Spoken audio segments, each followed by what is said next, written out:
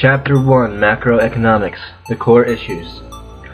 Three core choices that confront every nation are what to produce with our limited resources, how to produce these goods and services we select, and for whom these goods and services are produced, that is, who should get them. So three core choices: what, how, and for whom. The economy is us. The economy is the aggregation of individual production and consumption decisions. Important link between individual choices and collective outcomes. Scarcity is the core problem. Scarcity is lack of enough resources to satisfy all desired uses of those resources. Factors of production. Factors of production are resource inputs used to produce goods and services. The four factors of production are land, labor, capital, and entrepreneurship. Land includes all natural resources: oil, water, iron, ore, energy, etc. Labor is the quantity and quality of human resources. This both includes the physical presence of worker as well as their skills and abilities. Capital is the final goods produced for use in production of other goods and services. They include equipment and structures such as factories, production machinery, and fleet vehicles. That is capital. Entrepreneurship is the assembling of all resources to produce new or improved products and technologies. It's not just a matter of what resources you have and what capital and what land, but also of how well you use them to the best of their abilities.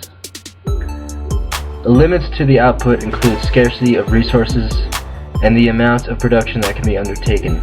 This requires choices to be made, and economics is the study of how to best allocate those scarce resources among competing uses.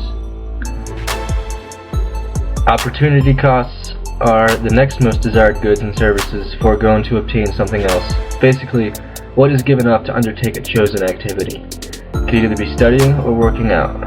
There's opportunity costs. It is associated with every decision. If we choose to produce bread, we cannot produce pizza crust with that same flour.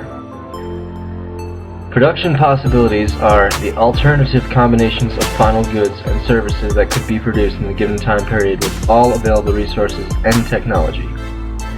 The production possibility has a curve, PPC, which describes the various output combinations that could be produced in a given time period with available resources and technology. This represents a menu of output choices as an economy confronts. The production possibility curve illustrates two essential principles: scarce resources and opportunity costs.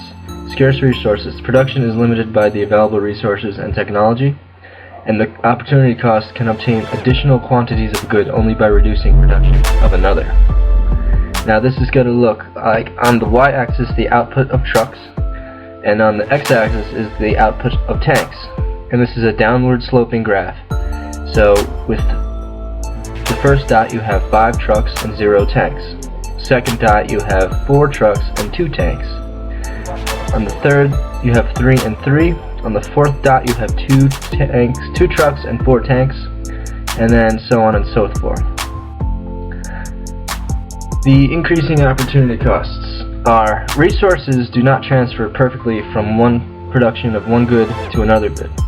The increased production of one good or service can only be attained by sacrificing ever-increasing quantities of others, just like the trucks and the tanks.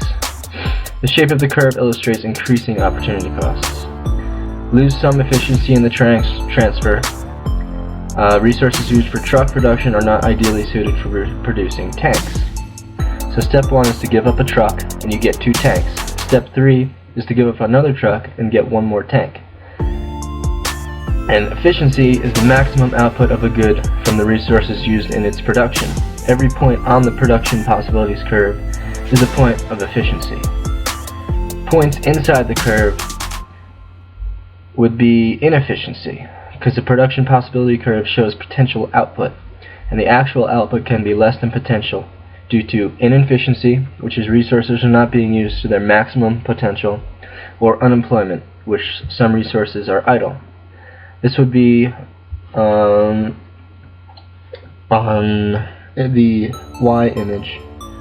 the dot that is labeled y on the inside of the curve.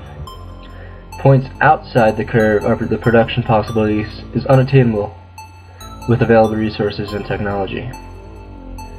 So if you have a point x outside the curve, it's not obtainable with the current resources or technology. You'd have to increase one, the other, or both to meet that curve.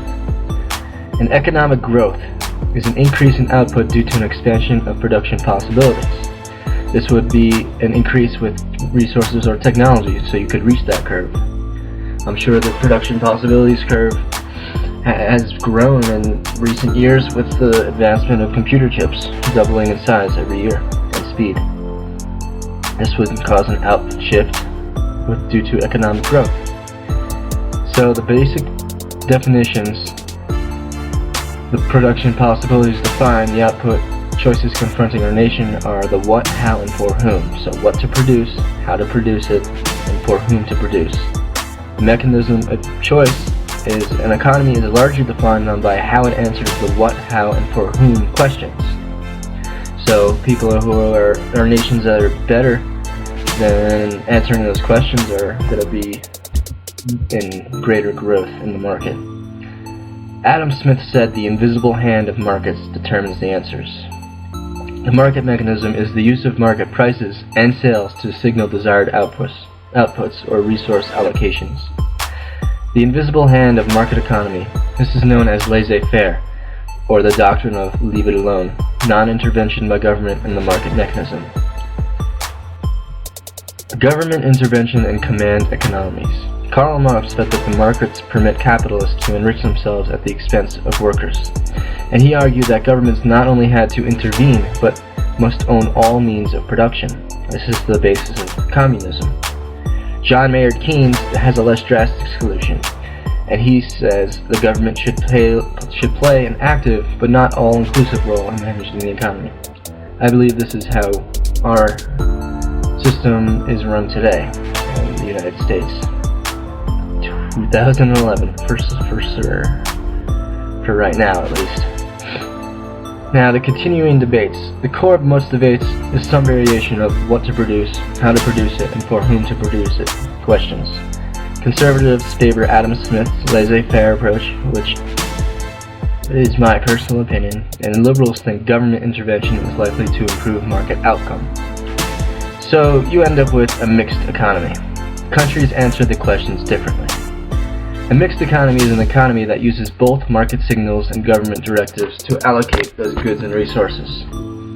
Market failure happens, and if market signals don't determine the best answers to the three core issues, what to produce, how to produce, and for whom, we say that the market has failed.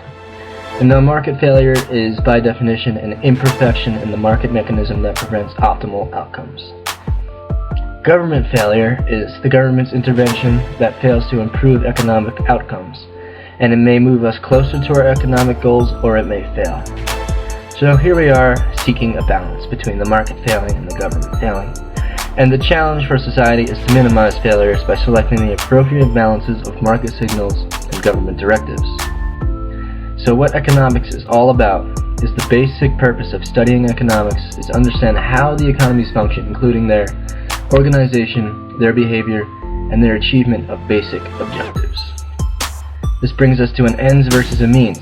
Rather than formulating an economy's objectives, economists focus on the means available for achieving these given goals, and they may include helping design policies. Now, the difference between macro and microeconomics. Micro is the study of individual behavior in the economy of the components of the larger economy, basically the person or the group. Macro is the study of aggregate economic behavior of the economy as a whole between nations. Now we come to theory versus reality.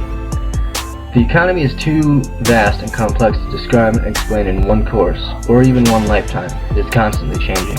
Even 50 years ago, economy means different than what it means today. So economists use theories or models of economic behavior to evaluate and design economic policy. So theory versus reality. Ceteris paribus is the assumption of nothing else changing. Political forces are a necessary ingredient in economic policy decisions, and we may never find an absolute truth. The inner workings of the economy change over time. This is Chapter 1. Next will be Chapter 2.